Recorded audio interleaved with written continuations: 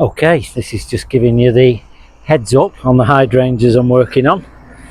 But I think you can see from the massive amount I've taken out, and you can hear just how dry all that is. And I've just stood on it and you could hear that. So here's what I'm taking out. So when your hydrangea is like that, yes, it's sort of finished at that point. So I'm clearing that out, and all that going into the garden bin. As you can see, this is from just one of them, and all that is bone dry, absolutely crisp.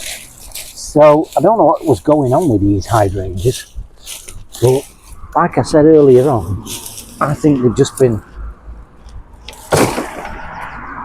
pruned at the wrong time, and I think they've also been kept really dry, because this is just crisp and it gets full sun, this house. So I think over time they've just not been managed properly, because it takes a lot to finish a hydrangea. But I've got 4 of them.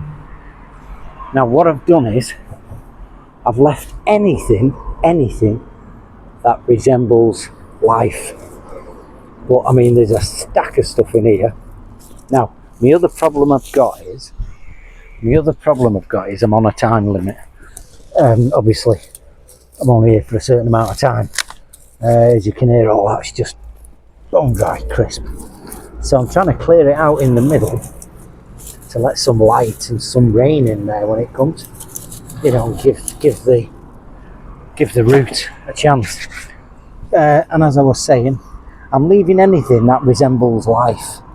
So if I cut that, there's a tiny bit of wet in there, just a tiny bit, which tells me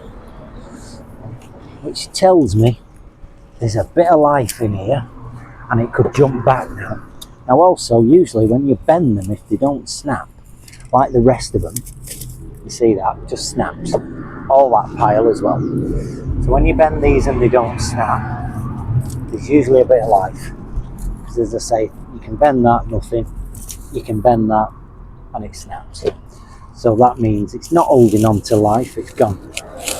And that's just a little update on me hydrangea, where I'm up to, and that is just one of them. You see, that's the problem I've got, but I'm on a time limit, so I have to move on quickly, because I've got some painting to do, fence painting and stuff like that. I mean, ideally, you know, I'd love to stay here all day and just do this, but it doesn't work like that, because obviously I'm doing it for a living, and people also have to work within their means, so, you know, with a budget. But I always do what I can, and I always do as much as I can, you know, and that way they're quite happy with it. The problem with a little job like this is I'll get the other one done on the other side of this, just filling my boot up with soil. No doubt I'll show you that later when I get home. What was I saying? I lost track of what I was saying then. Yeah, so that's where I'm up to with the hydrangea. I'm going to do the other one, the opposite side, and then I'm going to do some fence painting while it's nice. And as I say, that will be it. But these are them jobs where you're not really seeing anything for what you're paying. You know, when I say, people say, oh, what have you done? Well, this takes time, doesn't it, to try and keep it, and to clear it out. And this is what it's all about, gardening, you know, garden maintenance. So it's not just cutting the grass, it's maintaining the shrubs and everything else with it. So these are, like, I'd say, the thankless jobs, because, you know, you don't really see much of what you're doing. unless you know what you're doing. I know why I'm doing it, and I can waffle on as well, you see. I know I go on a lot, but it's true. What I'm saying is true. You don't see much for your book because it's one of them thankless jobs, as I say, and you know, it's a shame. But to get a garden going and keep it going, these are the things we have to do. So that's where we're up to, and I shall carry on, and we'll